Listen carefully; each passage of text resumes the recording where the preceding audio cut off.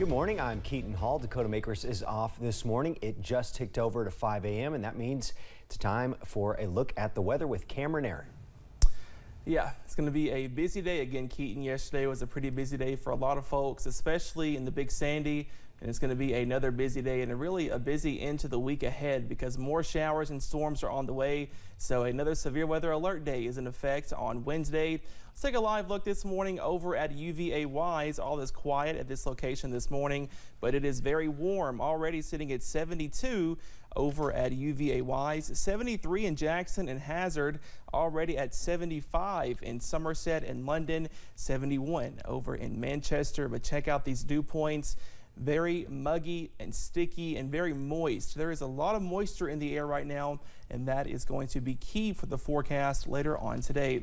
Here is a look at Pinpoint Doppler. Already have a few showers and storms out there this morning, specifically over portions of Rockcastle County, stretching into far western Jackson County as well. This is east of I-75, producing some very heavy rainfall at that location right now. As we go through the rest of today, be sure to keep the rain gear close because more showers and storms are likely. Temperatures in the lower 80s and a flood watch continues through today. I have the rest of your full forecast coming up in just a little bit. Keaton. Thank you, Cameron. Several fire departments battled a large structure fire late Tuesday and into the early hours of this morning. The fire happened at a building on Combs Street near downtown Hazard.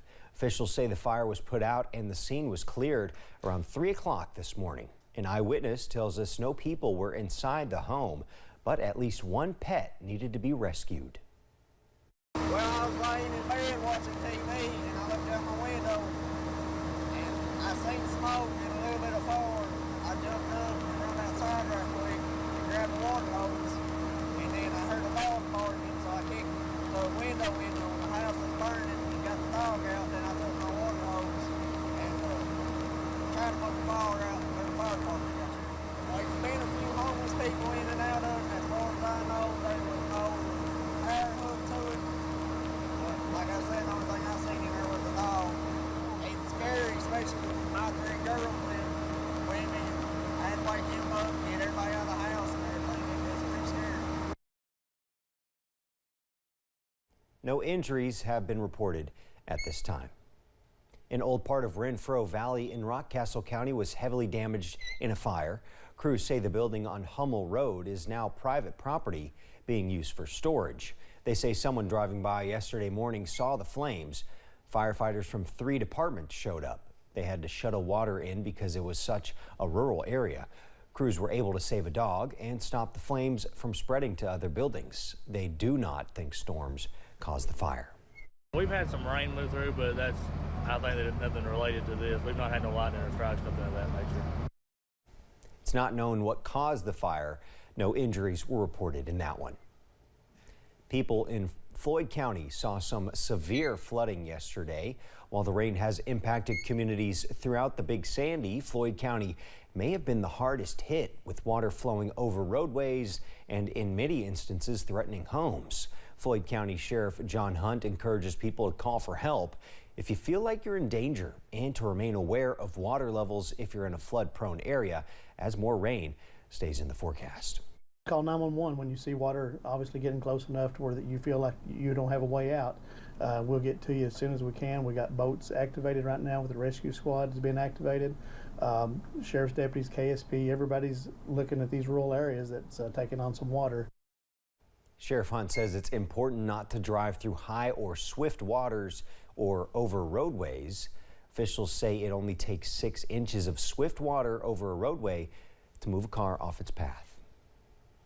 Along Abbott Creek Road in northern Floyd County, some areas were completely covered by water yesterday. Some homes were flooded as well. David Stumbo has lived on this road for 3 years and said he's seen the water come up like this a couple of times. He says some parts of the road had knee-deep water.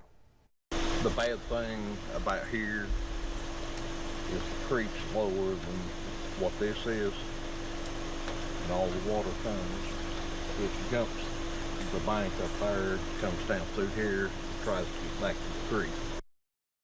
The people that live in that neighborhood say they've expressed their concerns before, but nothing's ever changed. They're nervous that they could be affected by this issue again as more rain is in the forecast. Floodwaters ran high in parts of Mingo County, West Virginia yesterday, specifically in the Gilbert Creek area where neighbors spent the evening cleaning up after flooding left behind a big mess.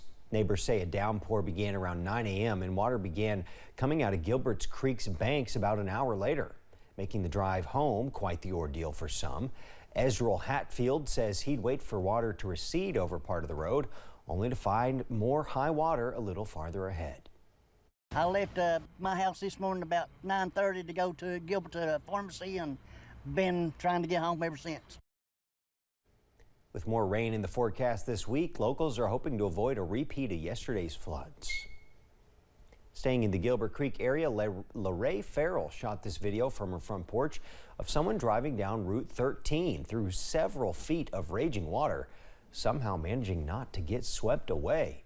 Though this driver made it out okay, we ask you to continue to follow the age-old saying as Brandon Robinson, Cameron Aaron, and Evan Hatter say, turn around, don't drown. For every 1,000 births in the Appalachian region, 77 babies are born exposed to drugs. Now Baptist Health Richmond has developed a plan for pregnant mothers seeking recovery.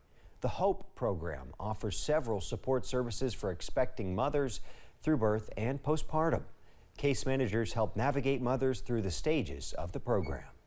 The fact that we have a team approach and we really try to create a non-judgmental, supportive environment, they really feel supported along their pregnancy and recovery journey, so they, stay with us for the duration.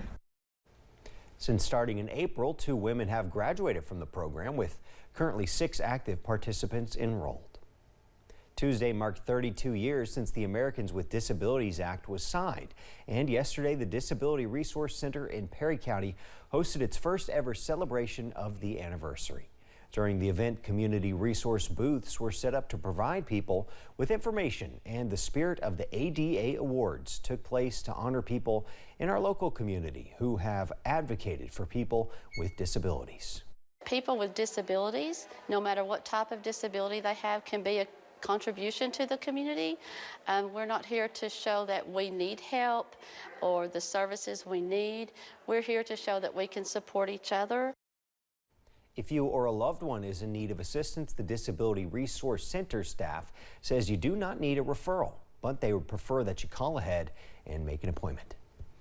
Thanks for getting your day started with us here on Mountain News this morning. Coming up next, one of the scariest bugs in the world gets a new name. We'll have those details in just a few minutes. Showers and storms could lead to some high water in some areas. I have that full breakdown coming up.